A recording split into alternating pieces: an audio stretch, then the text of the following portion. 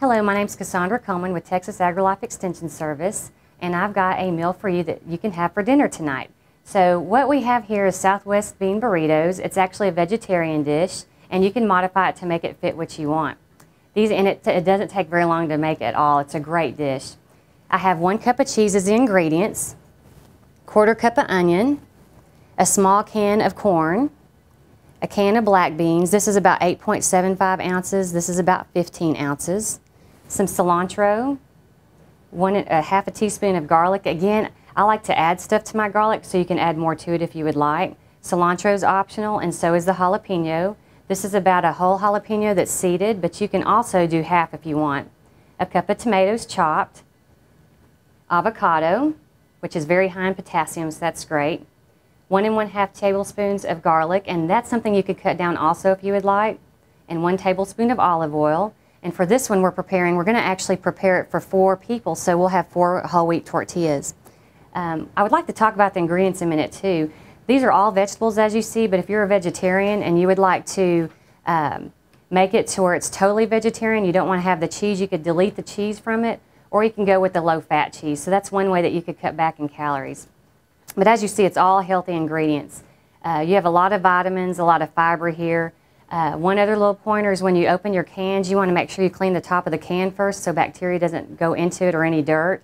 And also, the black beans are great, but if you don't rinse and drain them, and that's one thing, you do have to rinse both of them. With the black beans, if you don't drain them, then what will happen is it'll have a little gritty taste, so you want to stay away from that. We also have a skillet here, and we're going to fry the tortillas in a moment. But first I want to add the ingredients together, and I'm going to start off with the onion. And this smells really great.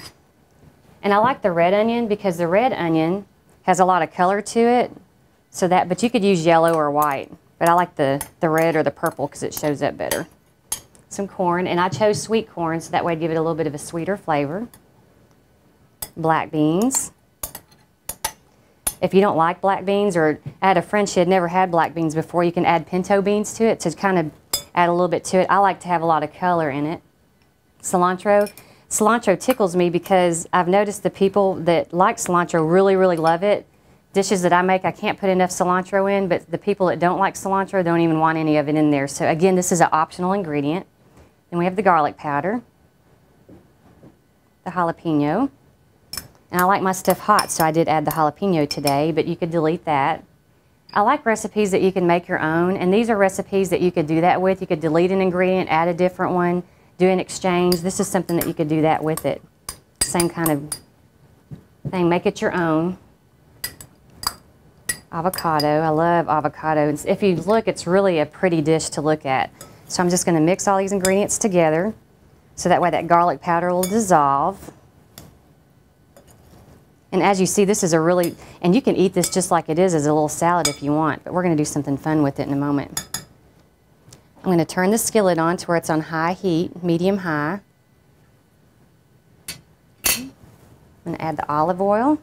Olive oil is really good. It's got monosaturated fats and a lot of nutrients in it. And the garlic. So we're going to let this warm up just a second.